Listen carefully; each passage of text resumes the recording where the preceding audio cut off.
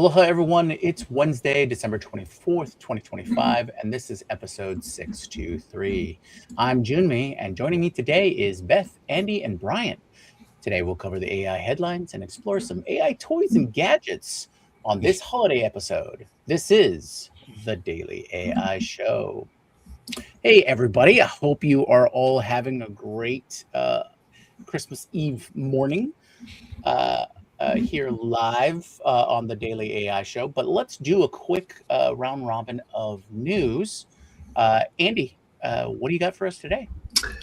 All right. So there on the last day or so, I think it's just in the last day, there's been a back and forth between Elon Musk and Jan LeCun and Demis Habasis about what is general intelligence versus universal intelligence. And Jan LeCun saying there's no such thing as general intelligence.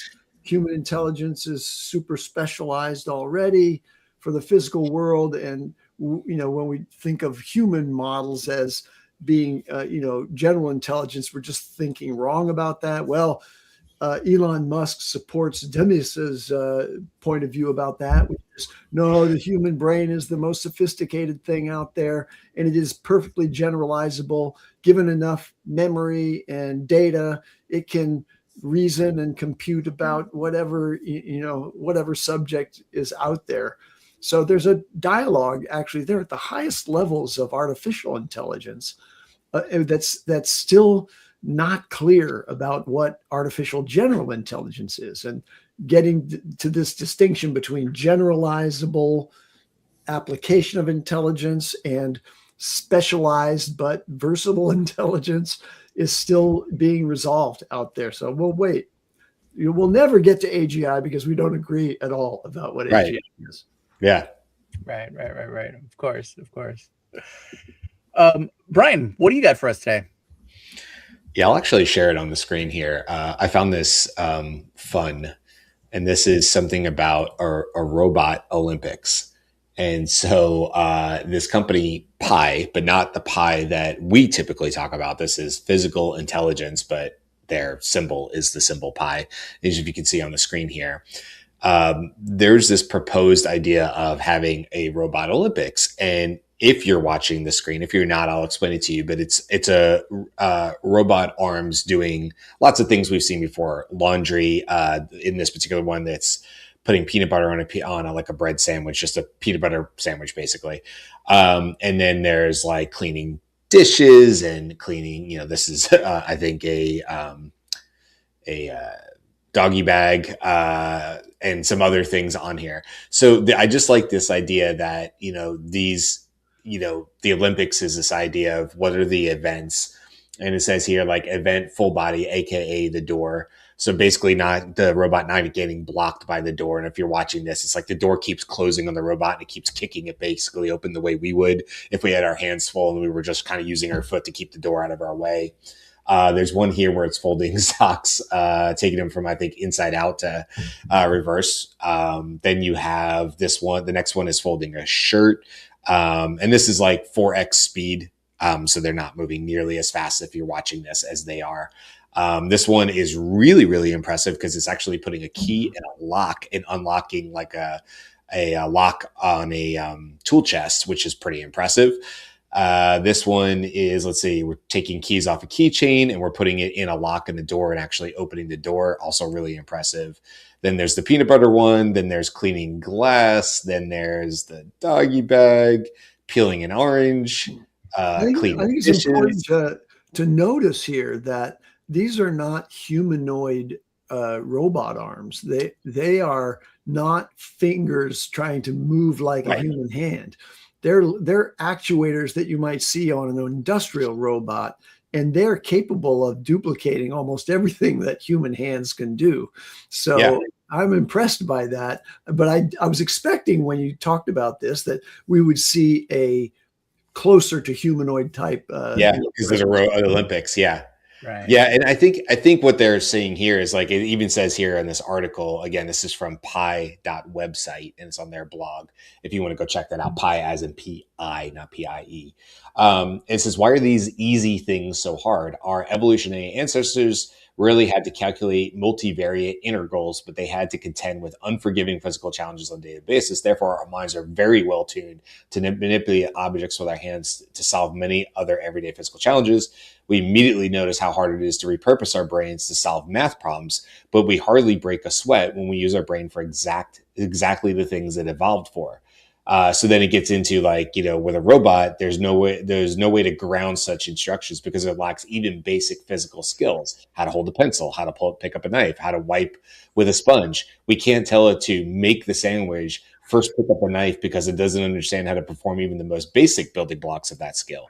So it's going on to talk about how in this article and in areas where I think it was the Rundown that brought this up, or maybe the Neuron, where I got into this article, but basically what it was saying is expect to see more training data that's essentially cameras watching humans do these movements and building more and more and more data of that type of thing. And, as I was scrolling very quickly through these different examples of videos, if you were to stop and look, the ends of the robotic arms switch out for the task, right? So these aren't, again, to your point, Andy, these aren't like humanoid hands with fingers and opposable thumbs where that's what they're doing. And maybe that's the future of this. But obviously, look, I mean, there was at least 6 or 7 videos just in there that I had not personally seen robotic arms do. The key in the lock to me was really, really impressive because it's such a precise movement. And so obviously, just like we talk about all the time, yes, the Olympics is really cool. I love the idea that people and hopefully colleges and stuff like that can compete in this and get gold, silver, and bronze, and that's fun too. But also what it's really showing us is that we're moving ever, ever closer to probably having humanoid robots that can do all these things in the future. And, what does that mean for society? Well, yes, it means you have Rosie the robot, I suppose. But more than that, and maybe everybody having a Rosie in their house, I think of, obviously you jump to things like, nursing homes and places where people need assistance, and the idea that you might have a loved one that just needs something, not a someone, but a something that's monitoring them and just watching for things like turning the stove on or forgetting, or putting something in the toaster oven and forgetting, or whatever the case may be. And I know, Beth, you have much more personal stories on that side of the house about where that might play in and factor in and stuff. But that's certainly where I see this right now. It's sort of like, it's at the kitchen. It has specific, attachments. It does the thing and it moves the sponge. But this is just the start. And I think that's probably the coolest thing about it, is to see where we are at the end of 2025, So, Brian, when you were checking out, did they offer or open up event suggestions? Because, Das, and I'm sure Karl specifically, would love to know if you could put in a recycling event. Yeah, funny enough, that's not in there. That's not in there, but it should be, right? It should, Right. obviously, it's all the events in there. Okay, so I mean, if everyone in chat wants to get together and petition Pi to open up the event suggestions so that we can have an official DAS event, that would be fantastic. I would love to see that there be a takeout the recycling event. Yeah, for sure. And I should say, I kept saying doggy bag because I couldn't think of like the better word for it. Not a doggy bag in terms of takeaway food, which is what we would typically say.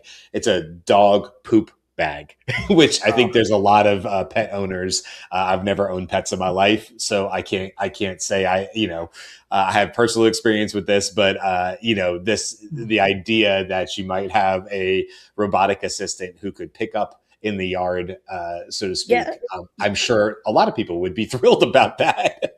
Right. The Olympiad was really about like, let's measure robots on the things that matter to everyday people. Right? That's kind of what I like about this. These are everyday tasks. These aren't like, a lot of times we see the stuff in NVIDIA or Amazon. You go, I mean, that's cool. It looks like it's taking that part and it's putting it over there, and that's really cool. But everything in every one of these videos are literally everyday tasks that people do.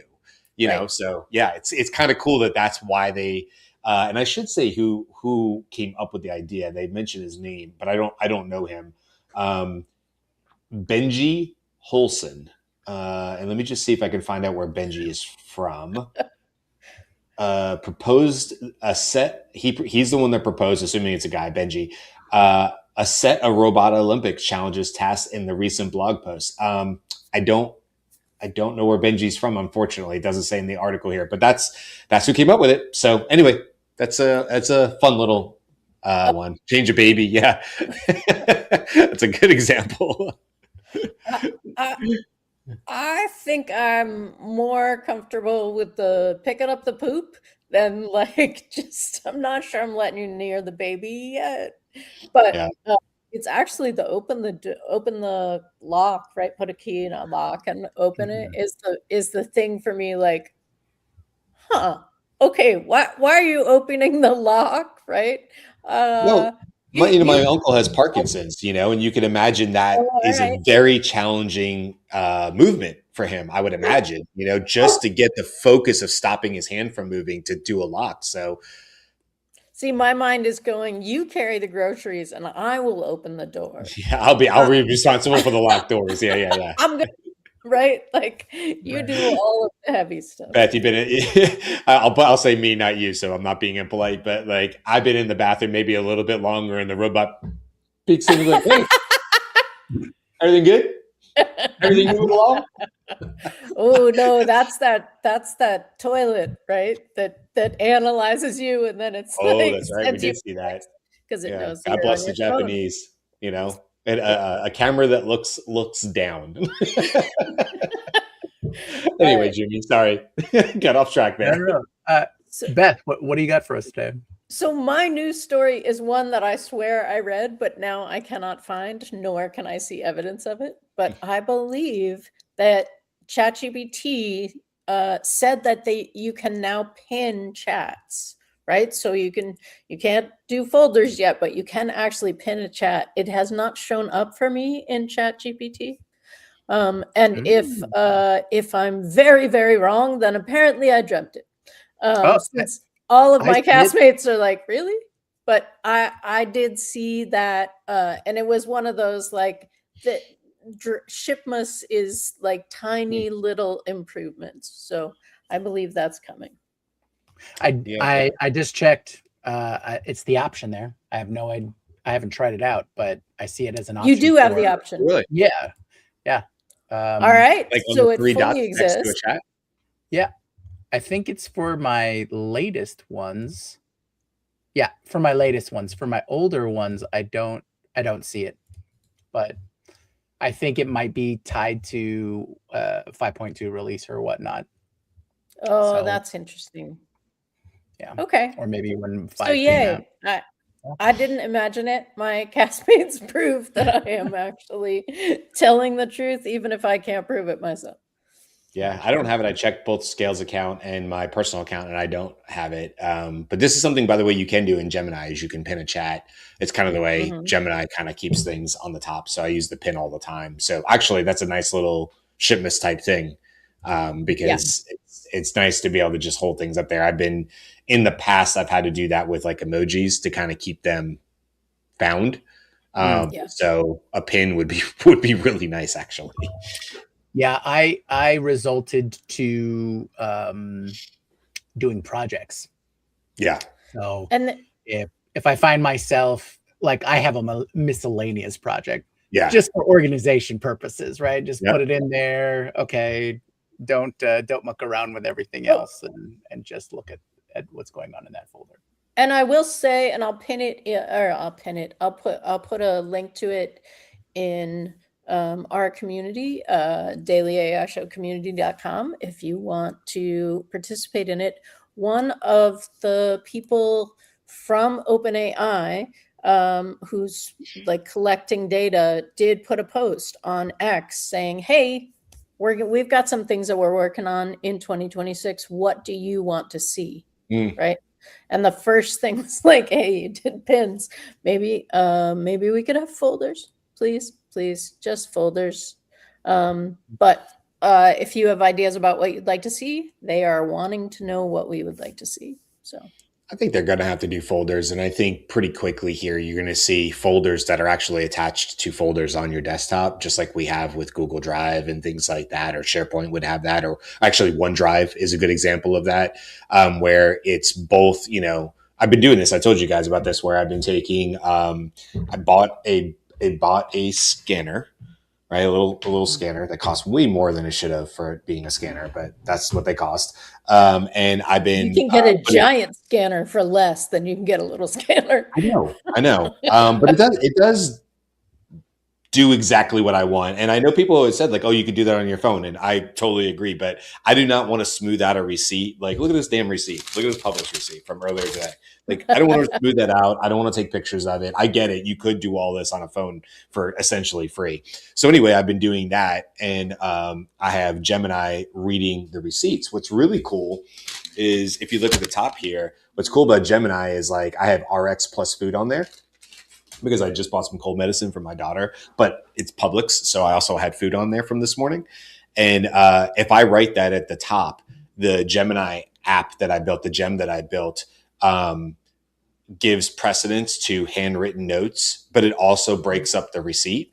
So it will look for handwritten note. And if I say all food plus RX or RX plus food on there and not all food, it will read that first and say, okay, this is a split receipt. And then it will go itemized and break out the receipt for me. So I've just been literally scanning them in. It sends it to a receipt folder on my desktop, which is shared to Google Drive. And then it just grabs it from Google Drive in the gem, because the gem's like, yeah, I just pull that in.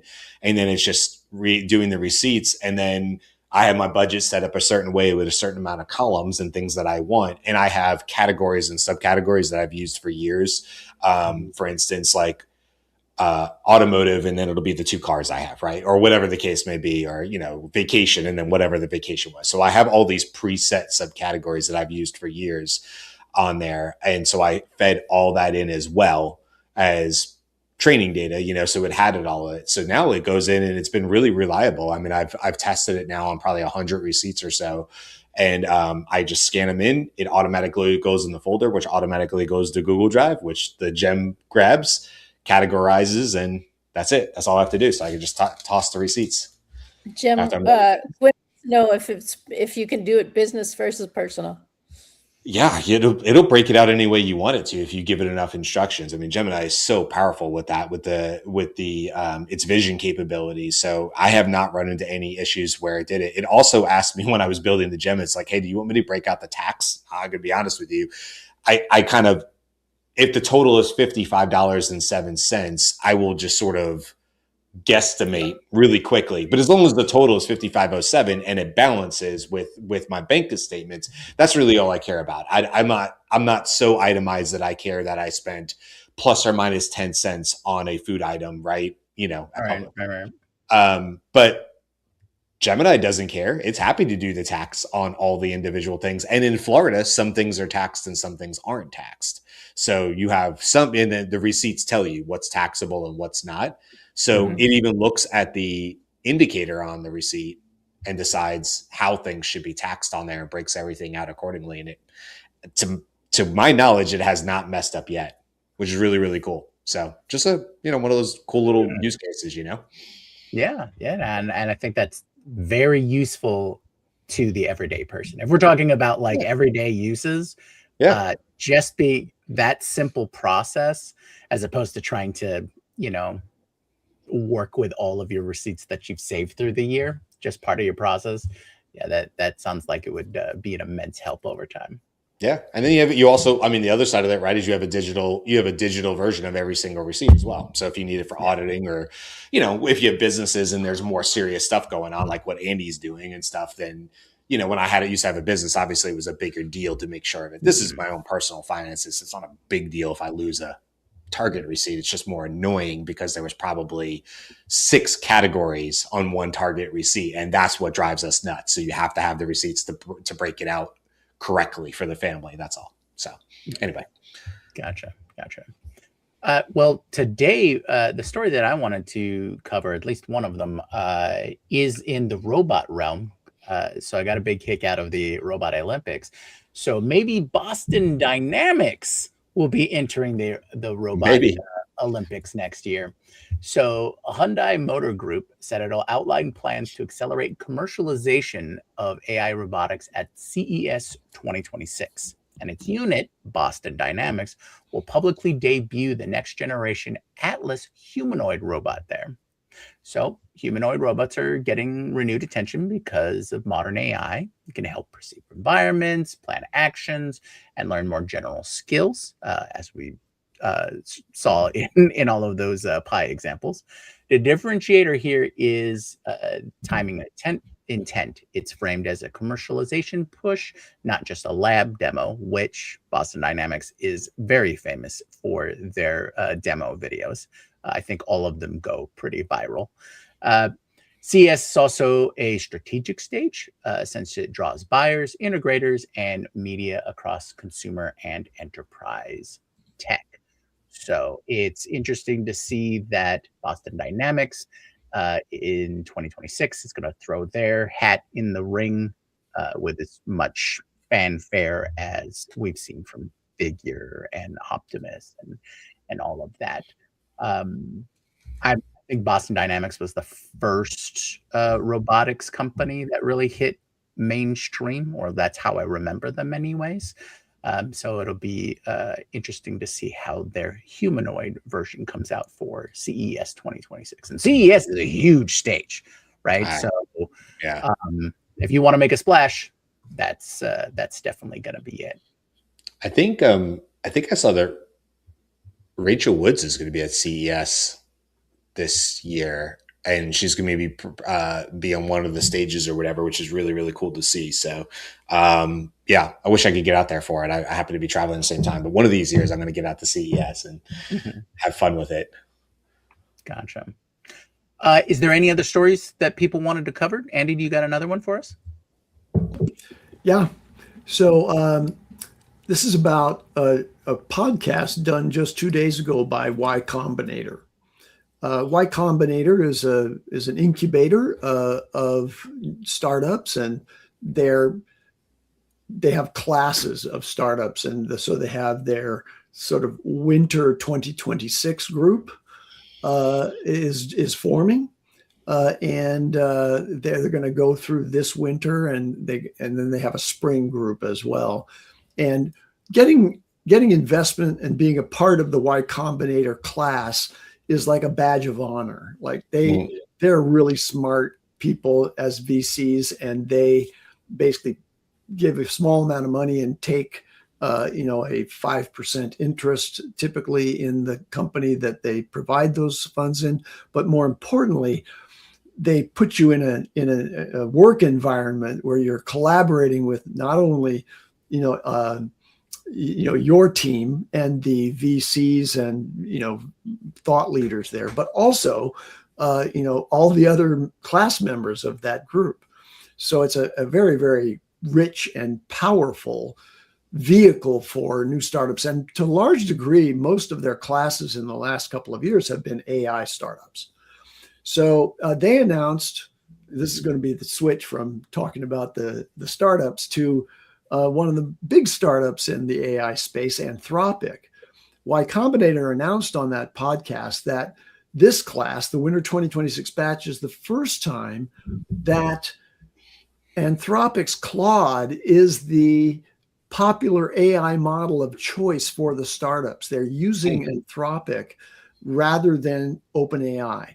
A lot of the Y Combinator platforms were building, one might argue, wrappers and or other functionality applications around OpenAI. Now Anthropic Claude has taken that lead. And so 52% of the class in the 2026 winter batch is using Claude. And Y Combinator general partner Diana Hu said this is partly due to the fact that they're using platforms like Replit and Lovable, which use Claude. Right? So they're building their applications in the vibe coding platforms. And as yet, even though 5.2 Codex is arguably at parity or even surpasses Claude Code in some ways, Opus 4.5 from Anthropic. The fact that Claude is built into Replit and Lovable is actually giving them that boost. That's really interesting because I think, we've seen now over the years sort of like Anthropic's sort of strategic directive, while not necessarily having all the bells and whistles, purposefully not having all the bells and whistles as some of the other models. I mean, you really think about Claude and you put it side by side with some of the other models, it does things wonderfully and other things it doesn't. But like when it comes to code and like you said, the vibe coding and where people feel like they can build fast, reliably, it's hard to compete or look at another model that's as powerful as what Claude is putting out there, And I think this is another example of people getting really used to the products they use, and it's not really about whether it beats the latest benchmark, but again, familiarity, ease of use. You get used to how you code with, or rather not code, excuse me, prompt with certain models, and you get to figure out pretty quickly, if I say this to Claude, it kind of knows me and it gets me, and I'm saying it the right way. So yeah. So here's another really statistic about their advances, and this is Perplexity, follow up to that question of, okay, who's getting the larger share of market out there, OpenAI or Claude? And this is specifically to enterprise adoption. Mm-hmm. So Anthropic in the last 6 months has captured 32% of the enterprise AI market compared to OpenAI's 25%. Yeah, so Anthropic is also leading in the enterprise market in a big way. Yeah. And again, I'll give credit where credit's due. I mean, I literally heard Rachel Wood say this 2 years ago before I think anybody was really necessarily saying this. I'm sure others were, but she's like, Anthropic is going to go enterprise. That's their move. Yeah. Mm-hmm. At least 2 years ago, she said that. I don't know if it was, I don't know if it was on a TikTok or she literally said it to like you and me, Beth, in a call or something like that. But I know I saw her say it, and credit where credit is due. She's dead on about that. As far as it, I do have another news story really quick, Jimmy, if that's cool. Go for it. I know that there's been some differences of opinion about whether Alexa Plus is good or bad. I've had pretty good experiences with it. I know Beth hasn't had the greatest, and I will throw my father-in-law into the mix and say he didn't love it either. But I do actually. I think Alexa Plus is moving in the right direction. So they just did just a quick announcement saying that they're adding a few more tools, if you will, add-ons that you can use. You already could work with Suno and Ticketmaster and Thumbtack, which I had to look up, but Thumbtack's like to get help at your house. I think if you need like handyman type stuff, it seems like Thumbtack or cleaning and stuff. Fodder, I guess it would be. And that's for like trip planning. I hadn't heard of that one either. And then OpenTable, which I had. And then they're adding in some other use cases to it. And they're saying at least Thumbtack, and I think another one of those, Fodder maybe, were saying that they do see an uptick of people using this, which I find interesting.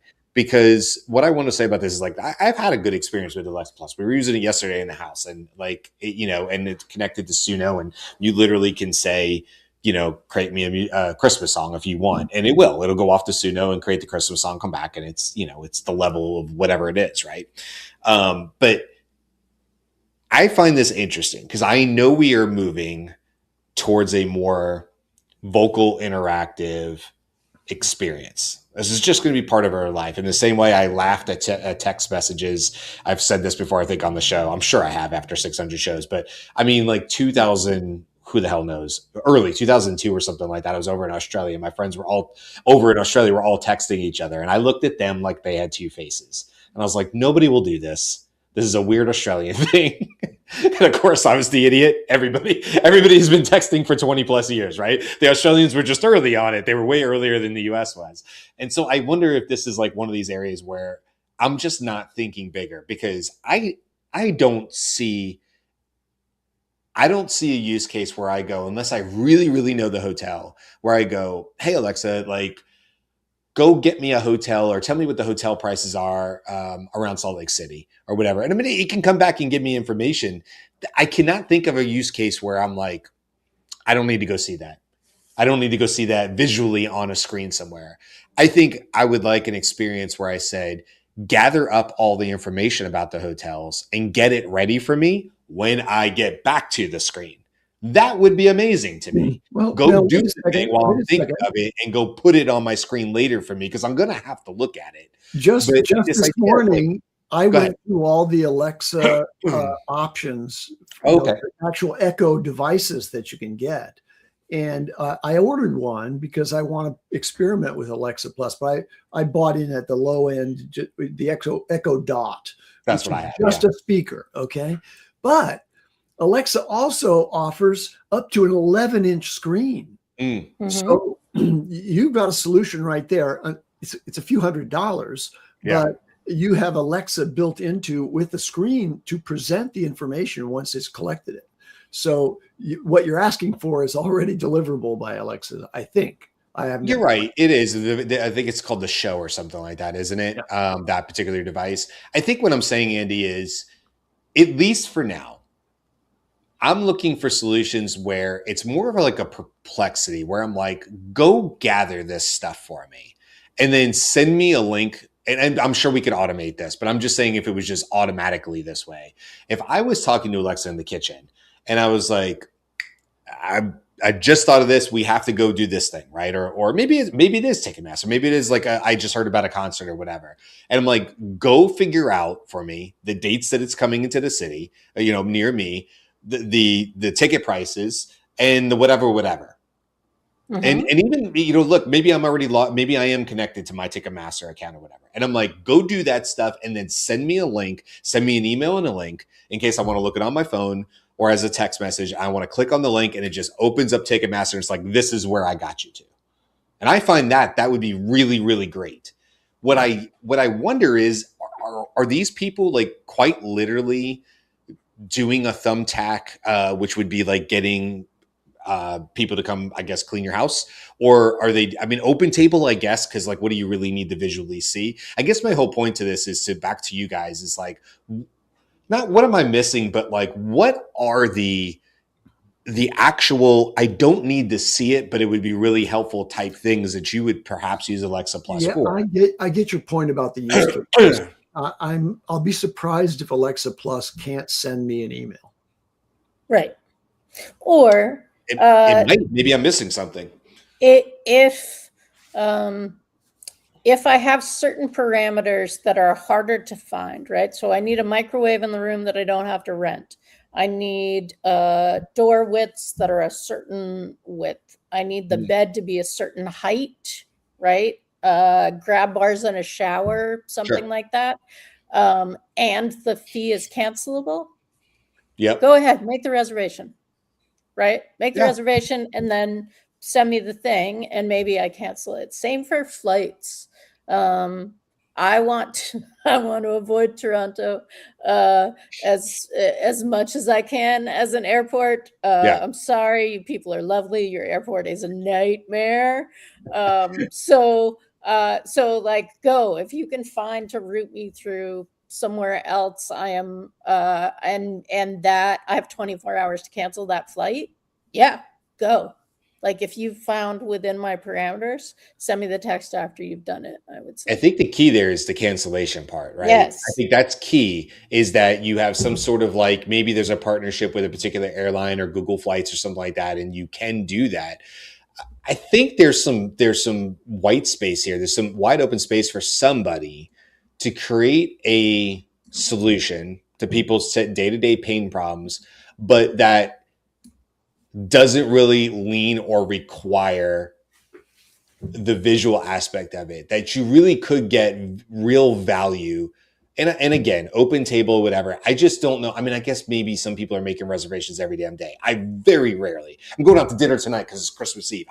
It's just so rare that I would do that, or Ticketmaster or whatever. So sometimes I see these use cases and I go, all right. And the Suno thing is fun, but that's it. It's fun. It's an entertainment thing. It's not, it's not an everyday. But I guess I go back to this, Uber's on there. I get Uber. That totally works. Uber's a good one. I don't need to see the car. I just need to rent. I just need to get the car to come to my house. So that's a totally good vocal one. But are there any others, Jyunmi, or are there any other use cases where you guys are like, this is an obvious yes, or maybe it doesn't exist yet, and I would do that tomorrow if I had it on Amazon or Alexa rather? I think for me, it would be more of capability and localization. So, I mean, I'm already not so jazzed about having the thing that's constantly listening, right? Right. But if I had my own device running my own agent, and then it gets back to that personal agent idea where it's like, hey, I need to accomplish these things. Can you go ahead, go out there, do it, do what I need done, and then just report back?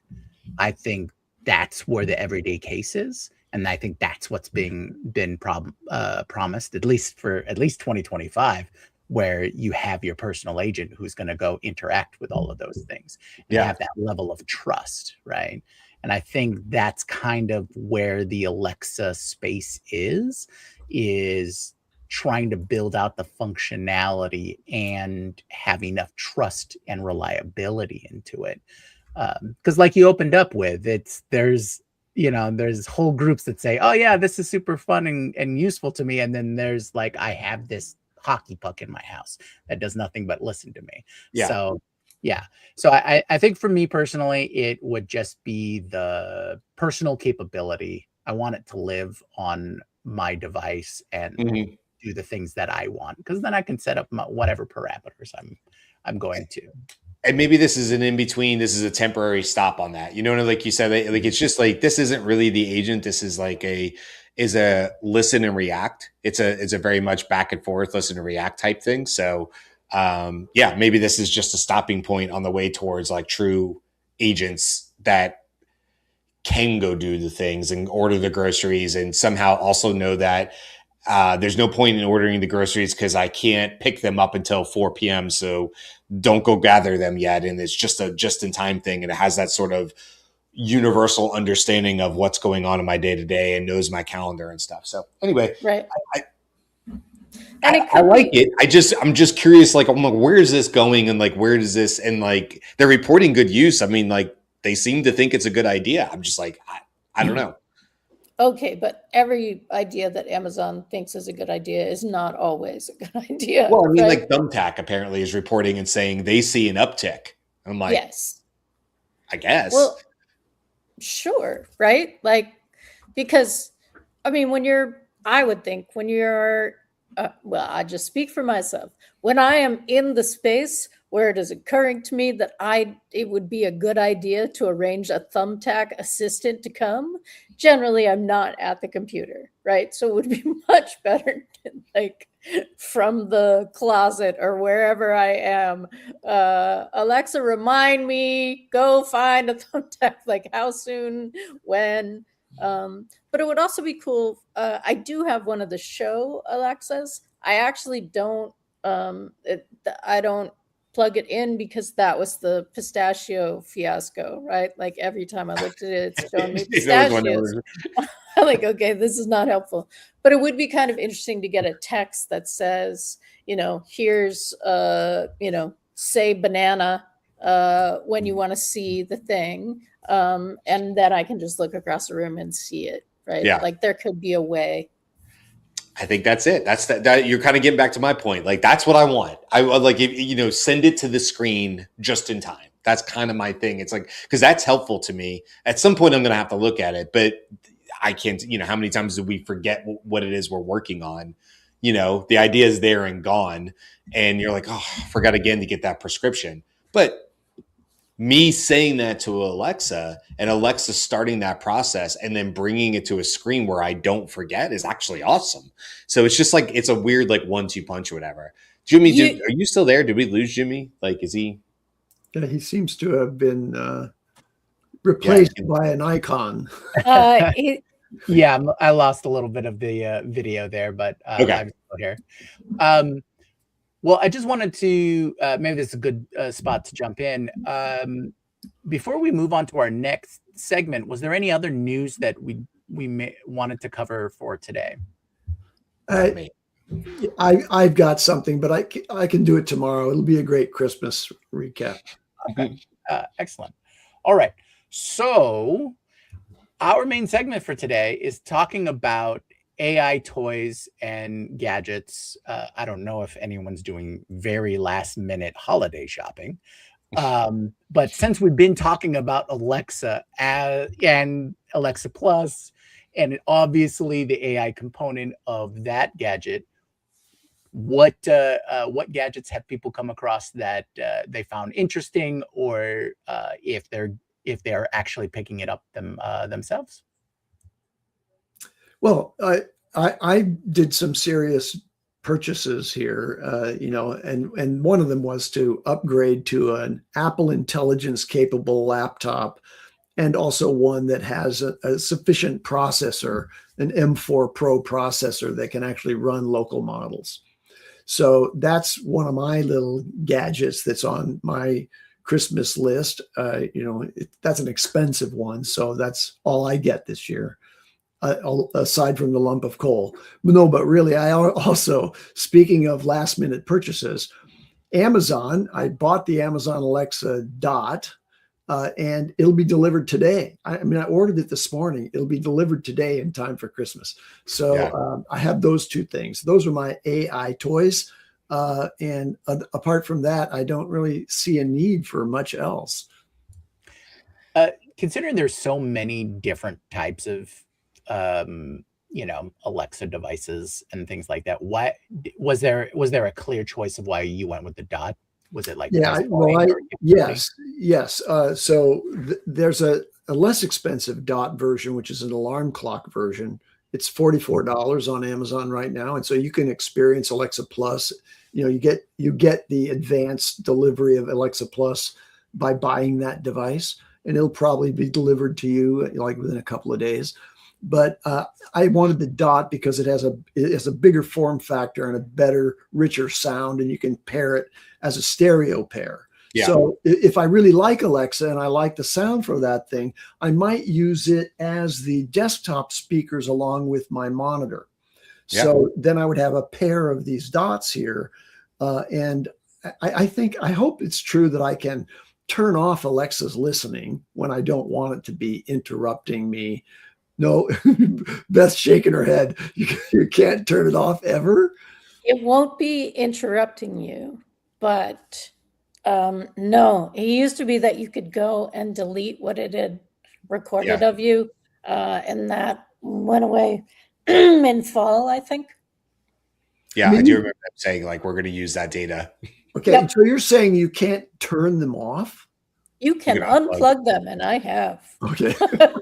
Okay. Yeah. Anyway, so that's why I chose that particular one, Jyunmi, is I wanted the richer sound. If I'm going to ask it to play music, then I want to have a really nice audio. By the way, I have the exact same one that you just described, because I did the exact same thing you did. I bought the one at $99 so I could have Alexa Plus, and it's in the kitchen. And I mean, I'm not a huge I'm not an audiophile in the sense that I'm not into speakers the way I used to be when I was a kid. I'll just say it that way. Yeah. So I find the sound actually really good in our kitchen. Now we have the granite countertops, and I think there's a lot of echo that comes off of that. Really kind of helps it. No pun intended. But I like the sound. I think it's easily comparable to I had the original in the same spot. I had the original Echo there from way back in the day when the first ones, the tower looking ones. And I moved that one out to the garage. But I have this new one in the kitchen, and I like it. And what's nice, Andy, too, is that once you have Alexa Plus on one device, and that enables an Alexa Plus, you have it on all the older devices too, with rare exception. There's some that don't make it, but we now have Alexa Plus, upstairs and stuff like that on the older devices as well. Yeah. So we'll have an experience now tonight and tomorrow of Alexa Plus. Here's S. Clark Maximizer saying she has 3 Alexa devices. One has Plus, not great. Yeah. So and I think I hear that more. I don't know why I'm the exception there. I actually am. I don't know. I mean, my impression was I was just looking for that ChatGPT-ish, that chatty who calls it chatty? It's the best name for it. But the ChatGPT-ish type experience, it would be as if Siri just got like much better, right? And you're like, Right. oh, that's what breath of air, right? Like that's just I was waiting for that, and so I think maybe my barrier is lower. Oh, yeah. Yeah, I think so. That's probably fair. It's not that I think it's on par per se, but it's like I've been waiting so long to be able to have long-term conversations. Remember, I told the example of, researching my nephew's college and yada yada yada. And I've done that many times around the house. And I think that's kind of what I'm expecting from it. And so maybe it is that, like, other people, like the commenter on there was saying, like, it could be that the use cases that they have are just like they're not really hitting for the Alexa Plus thing, and maybe I'm just using it at a lower level, and that's fair too. Well, you're using it better than anyone else I've heard, right? Like you are really using it as like a voice activated device that has access to the information you want to talk to it about. And that, and I've uploaded devices, I've uploaded files, remember. it seems really obvious, except I have not done that. And you are the only one that I've heard really come to it with that. What it does. My reason for moving to Alexa Plus is that I'm just frustrated with having to wait for Siri to come around. I mean, my house is all Apple, right? Apple iPhones, MacBooks, Mac Airs, everything's Apple. So everything's connected, but Siri does not talk to me very well, or it doesn't understand me very well, and it doesn't really provide information in a positive way, but it hasn't been updated yet, to my knowledge, right? It's not possessed of Apple intelligence, and it's not doing the job yet. So I want to see what Alexa is all about. I have a Sonos system in the house as well, which used to have Alexa, but that didn't work very well on Sonos. So anyway. I think I was really excited about Siri because Siri's going to get Googled, right? Yeah. But now I think Siri's going to get Google Flash, which I've been rather clear about my disdain for. But you can build your own custom skills for Alexa. There's a whole thing where anybody can build those skills. So if you want to add a little bit of programming for it to be able to do something specific, that is actually really possible also. Yeah. So question here, I think it's Gwyn asking why Siri and Alexa versus Chat GPT, I think is what she's referring to. Do you know if there's a way, like with, a home system, you can actually, invite Chat GPT to talk to you, or do you have to use your phone or the application on your phone? Via an automation, you could probably build it, but I don't know of one that's just baked in. Right. So that, Gwyn, that's the answer. You have a little home control unit like HomePod from Apple and or Alexa that controls lots of other things, including lights and locks in your house and all of that. That also has a chatbot. Whereas ChatGPT is not that accessible inside the home. Google has that as well. Right? That's right. That's true. The Google Home, and it will answer all kinds of things. Is that like a Gemini experience? I don't even know. Like, maybe it's Flash again, but like my point is, like, do you get that? With the Google Home kit that they have, is that the alternative to Alexa Plus? Do you get a conversation with Gemini? I don't know, actually. You get a conversation. I have accessed it in a friend's house, so my Gemini Pro account wasn't attached, so I'm not entirely sure. It was in Canada, so most of what I was asking was yes, and what is that in Fahrenheit, please? Because it sounds very cold, but maybe it's not as cold as I think it is. Maybe it's not going to be so bad today. And Jimmy, I want to answer your question. Like, I know you started with like tech toys and stuff. I'm kind of like you guys. I guess the Alexa would be like the thing, because the scanner I bought isn't AI enabled in any way. So like, that's the most, like I said, nothing I've bought for people for Christmas that I can think of has any AI enabled things. I'm with Andy on this. We talked about this on the last show, and this would be a 2026 thing. I am most interested to see what Google comes out with their wearable glasses. We know what Meta is doing. They've had a lot of success. And Andy and I talked about this. And in fact, I was like, yeah, I could see myself buying the Meta glasses. I think they've come a long way. And then Andy reminded me that Google has said they're going to come out with their version or their latest version, I should say. They've obviously done stuff in the past with Google Glass in 2026. And so if I was to say I'm cautiously the most excited about a device, that's probably it. Yeah. I would say.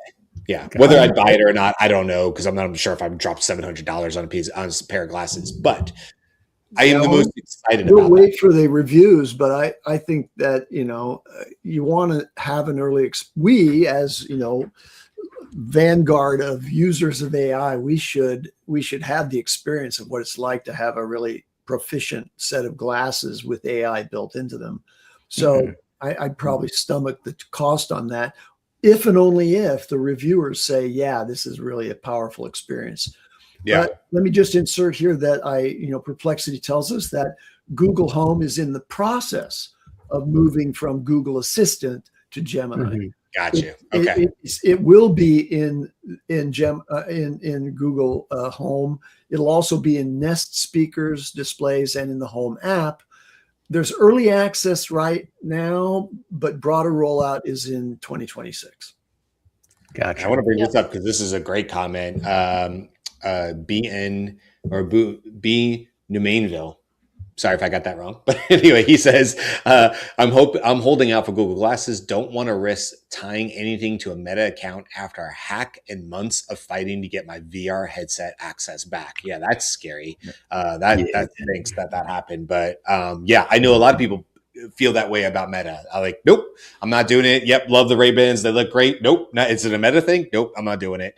And there's a lot of people that, I'm not judging one way or the other. That's just the way they feel about it. So, interesting to see how people do there on that. And then I would say, Jimmy, if I was just going to throw one other AI thing that I've been the most impressed with, and this is actually something literally everybody listening to this show has gotten the benefit from, it's Adobe's AI podcast enhancement tool. I pay like $10 a month for it. Let me just make sure I'm saying it. It's podcast.adobe.com.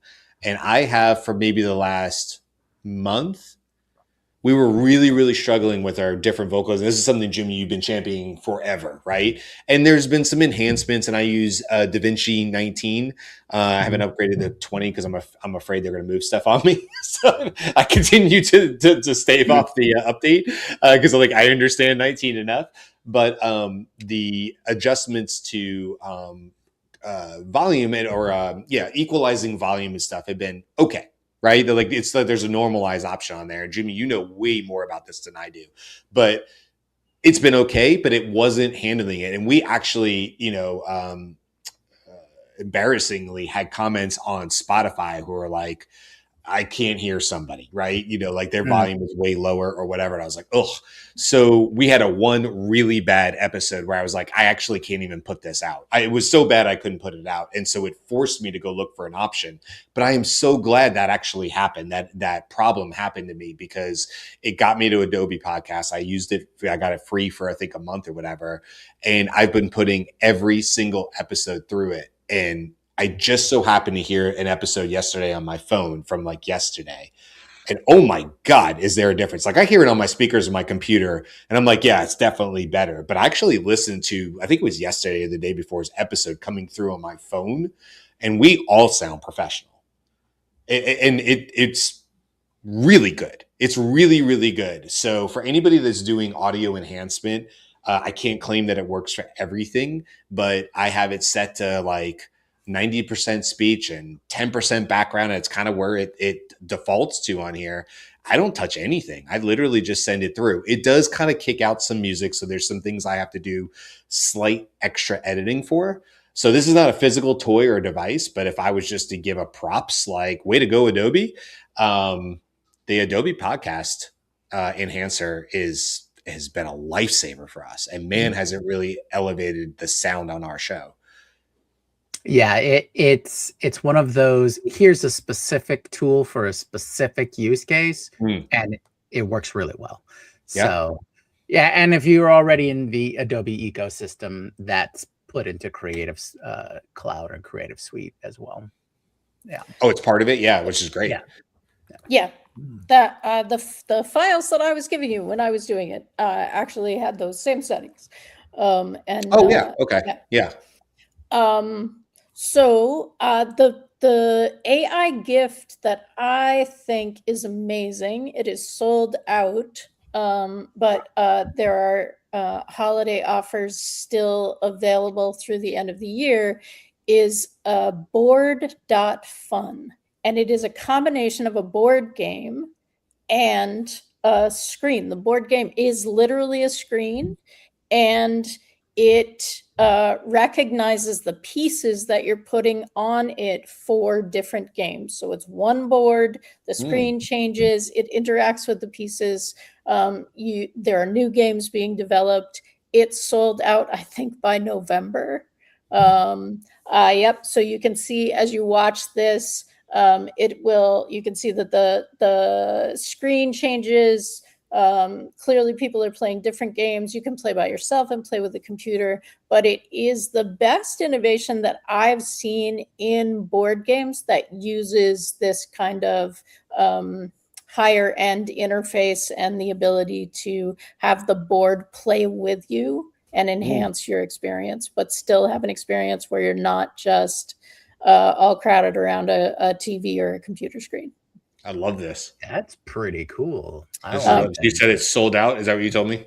It's sold out. It's sold out early, and so they offered if you buy, and I don't know, maybe you can still get it overnighted, but tomorrow's Christmas, so maybe not. Right. They'll send you a game piece so that you can have something that someone can open, and then I think the new ones are available in January or February. Yeah, this one says board arrives week of January 12th. Yeah. That's what it says on the thing. And it's, by the way, this seems to be a discount, but the Founders Edition, not cheap. It's $500, which I got to be honest, I know it's a TV screen or it's an interactive screen, but that is higher than I would have expected. I would have expected something in the $300 range. That seems to be the price range that when looking for various AI toys or gadgets, seems to be anywhere from $400 to $500. Like the Meta glasses, the different versions of that, even some one-off educational toys that I was looking at. This board looks pretty cool though. It says 12 games included and 49 game pieces with storage pouches. So, I mean, I guess if you were to divide it up and say like, well, I'm not just investing in one game that only has one use case. And it sounds like they would probably also have additional games coming out in the future. I mean, it sounds like a new platform to me. So right, yeah. Right? So I would love to see if they open up a marketplace, or you could build your own games to put onto your device. I think that would be a fantastic way to grow that out. That's great. I've never heard of anything like that. And this is the kind of thing that you could play with your grandparents, right? Or or like a little kid who couldn't manipulate a controller in the same kind of way, although all little kids can manipulate the controller better than I can. I have no doubt. The other gift that I saw actually came out in July, but recently has added a conversation pack, and it is Reachy. REACHY, and it's a collaboration between Pollen Robotics and Hugging Face, and it's a little tiny like tabletop robot. It's the Reachy Mini, and the conversation pack was added in I think October, and so that's the big Reachy. That's not $300. But there's one for 300. So it's the mini that we're talking about. There's one for 300 and there's one for 449. The 300 doesn't have the Raspberry Pi Mini inside it. But the 449 has the Raspberry Pi and is also wireless. There you go. Sorry, it took me a minute to find it. Nope, you're good. And this actually feels to me like being able to build your own kind of friend. What you're seeing is the head, which articulates, and so it can nod to you. The antenna can do various things like that. There you go. And it doesn't move, like it doesn't roll around your house, not R2D2, but you can see it can hide its eyes kind of thing and look fairly ashamed.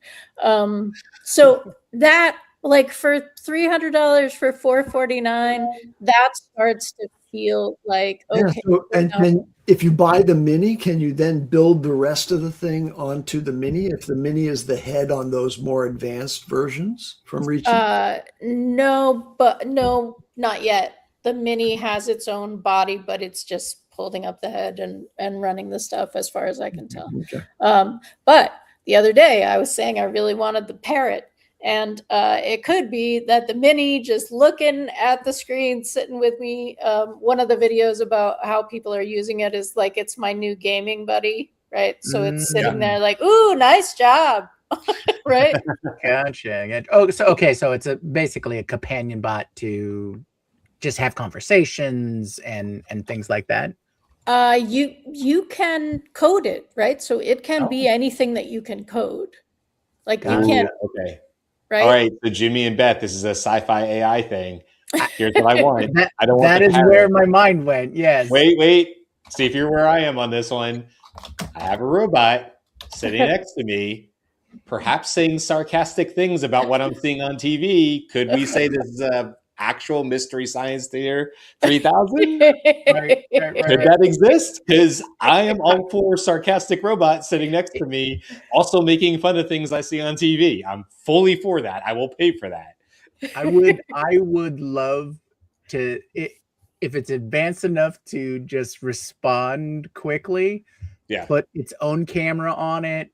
You know, even put it in little headphones, a headset, and bring into stream or something like that. I think that would be a fun experience. Oh my god!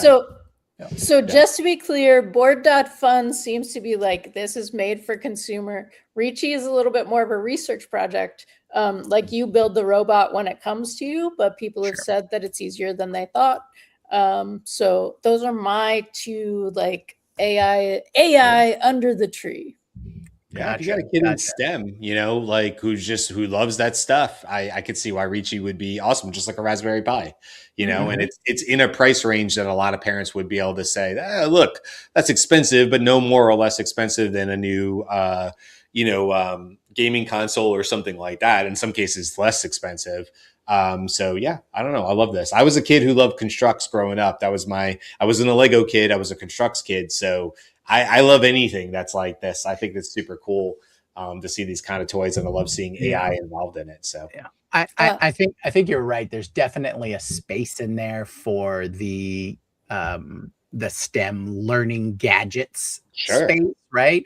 If the Raspberry Pi just invokes the concept of like, oh, okay, I can kind of make it whatever I want into it, you know, and then just have that ability to just experiment. So I like that. It's the experiment kit. It's the old chemistry kits that you could buy, and like you said, the constructs or Legos and those kinds of things. So that sounds like a really fun vibe. We can't be too far away, too many Christmases away from an R2D2 type thing where a child is able to build, construct, and program with some AI logic and like visual or whatever it is that could do fun stuff around the house. And the kid is able to build out the prompting and the geolocations and geofence it and stuff like that. That cannot be that far away. I mean, that's the next version of Lego Storm. If you remember that, Lego had their own programming interface and device. Oh, really? Connect, yeah.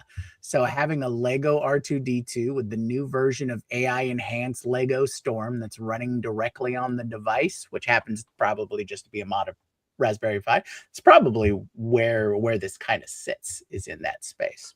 Yeah. There are a bunch of things that look close. I would say these two are my choices because it feels like either you have to be totally in control of Ricci, you program whatever you want it to have access to, or this very well-designed board. Because even last year, Andy and I did the, what could you put under your tree for a kid show, and it was horrifying, right? Like, here we go.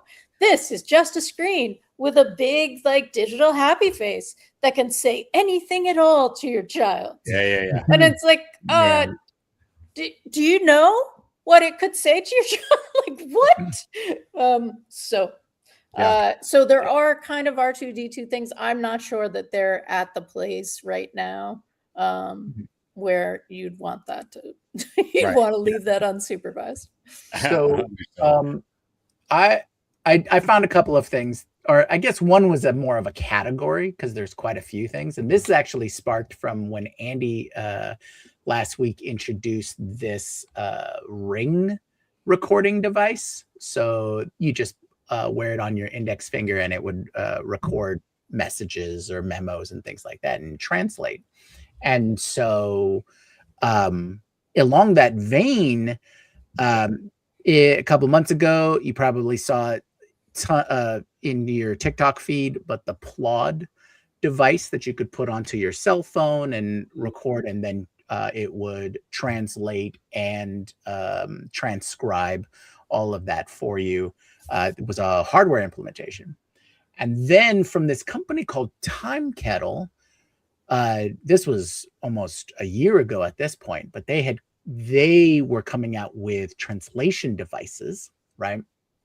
So you could have multiple conversations. You'd put in a little earbud, and you'd have this thing that was on the table, and it was meant to help with business interactions and things like that for people who travel all over the world and do international business. Well, they announced that they have essentially their earbud set that does it all in this set of earbuds, similarly to how Apple had announced that they have a translation feature. So what I'd love to see is what the real world application is and how good it is. And then the other thing that I came across, which I thought was really fun, and if you're into this space, you probably it might be an easy way to enjoy the local fauna. But apparently it's an AI-enabled birdhouse. It's a bird feeder, right? And it's got built-in video and AI recognition, so that when birds come to visit, it recognizes that a bird has come to visit. It takes a shot of it and records it and identifies the bird, and basically tags oh, hey, this is, Mr. Woodpecker that has visited your bird feeder. And then you have an app that it basically sends this in and can give you basic stats, how often they visited, who's there. But the big thing is that it can recognize between all these different birds. So if you're in the market for a bird feeder / birdhouse, or you're into birding, I thought that would be a fun little gift. Funny that you say woodpecker, right? Because my thought, based on like professional photography and the people who put cameras in their gardens and that kind of stuff, is that often the animal comes and it's like, what the heck is this, right? Like, hey, the woodpecker came, wait, what? Bam, bam, bam, bam, bam, bam, bam, bam. Like, all right. Yeah, I'm sure there's going to be a lot of those. Yeah, but I mean, that's what I got. Does anybody have anything else before we wrap up for the day? Nope. All right, that's it for me. Cool. All right. We will be here tomorrow, so definitely join us for tomorrow. But I wanted to give everyone a big mahalo to everyone who joined us today in chat, and everyone watching just a little later. Thank you for joining us on this holiday episode of the Daily AI Show. If you want to keep the discussion going, join our Slack community at thedailyAIShowcommunity.com. And if you found this helpful at all, please consider subscribing and hit the things that make the dings so you don't miss the next episode. Until next time, keep your minds and your hearts open. Happy holidays and aloha.